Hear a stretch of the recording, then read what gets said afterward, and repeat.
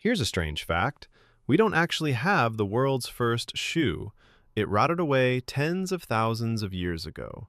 And yet, scientists are still confident they know almost exactly when humans started wearing them. How do you prove something existed when the object itself is long gone? The answer isn't hiding in a museum, it's hiding in our bones. Stick around. This is the story of how humans first covered their feet and the surprisingly clever detective work that proved it.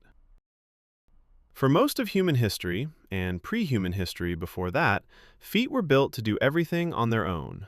No shoes required. Our feet evolved with thick skin, strong arches, and curled, gripping toes, perfectly adapted to walk, run, and climb without any covering at all. For hundreds of thousands of years, that was enough. So the real question isn't why humans eventually wore shoes, it's what changed.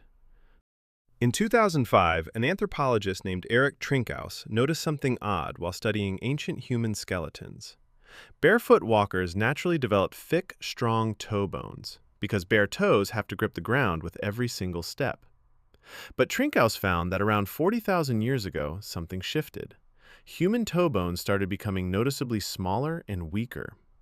That's exactly the pattern you'd expect if people had started wearing something that supported their feet, so their toes no longer had to grip quite so hard.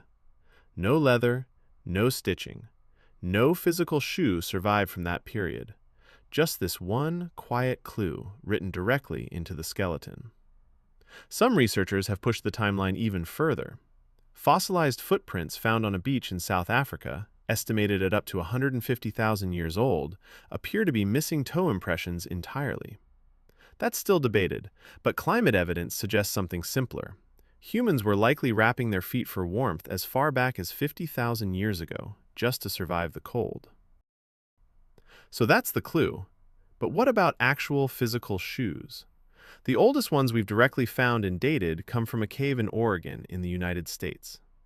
Woven from sagebrush bark, these sandals are around 10,000 years old, simple, flat-soled, and surprisingly well-preserved. But the oldest complete leather shoe ever discovered comes from a cave in Armenia, dated to around 3500 BCE. It was made from a single piece of cowhide, laced together with a cord, and it's in such good condition that historians say it still resembles a modern shoe. Around the same era, a very different traveler was making his own way through the Alps, a man now known as Ötzi the Iceman. Ötzi's shoes, dated to roughly 3300 BCE, were remarkably advanced. Bearskin soles, deerskin panels, and a bark fiber net designed to hold everything snugly in place. Once shoes existed, ancient societies did something very human with them. They turned footwear into a symbol of status.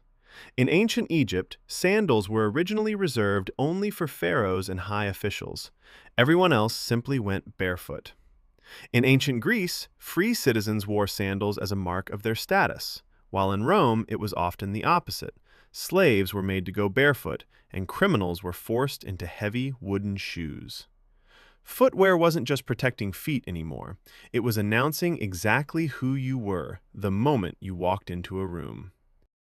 Which brings us to one of the strangest footwear origin stories of all, the high heel. In the 10th century, Persian cavalry soldiers needed a way to keep their feet locked firmly into their stirrups while shooting arrows on horseback. Their solution was a heeled boot, purely functional, designed for battle, and worn exclusively by skilled horsemen. In 1599, Persian emissaries brought this style to Europe on a diplomatic mission. European nobility was fascinated, and high heels quickly became a symbol of wealth and power for men. King Louis XIV of France loved them so much, he decreed that only members of his own royal court were allowed to wear the color red on their heels.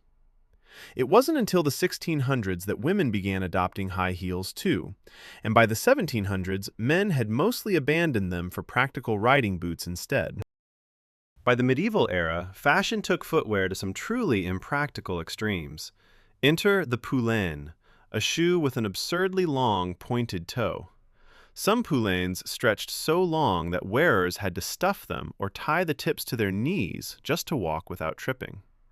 These shoes became such a problem that some governments passed laws limiting exactly how long a pointed toe was legally allowed to be.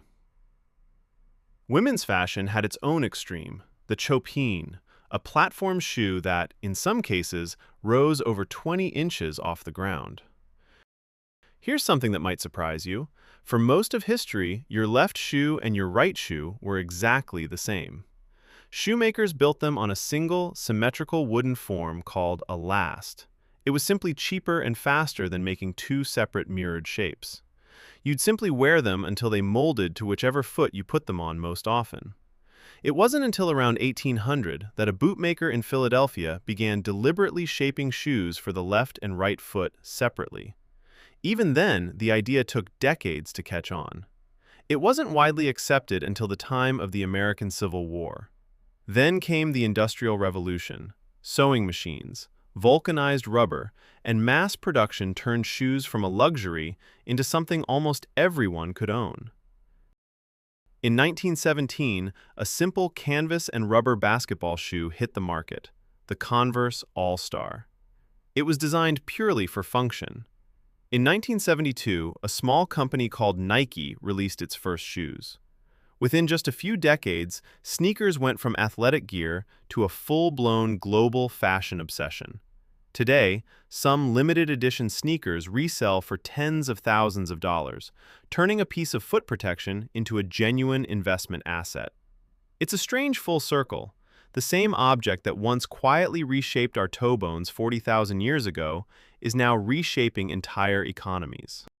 So the next time you slip on a pair of shoes without thinking twice, remember, there's a 40,000-year-old decision buried in the shape of your toes. No one signed a law, no one held a ceremony. Somewhere, a group of humans simply started wrapping their feet, and the rest of us have been doing it ever since.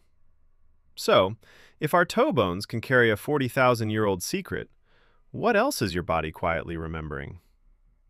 If you enjoyed overthinking this as much as I did, hit subscribe, because next time, we're taking apart another everyday thing that quietly changed everything.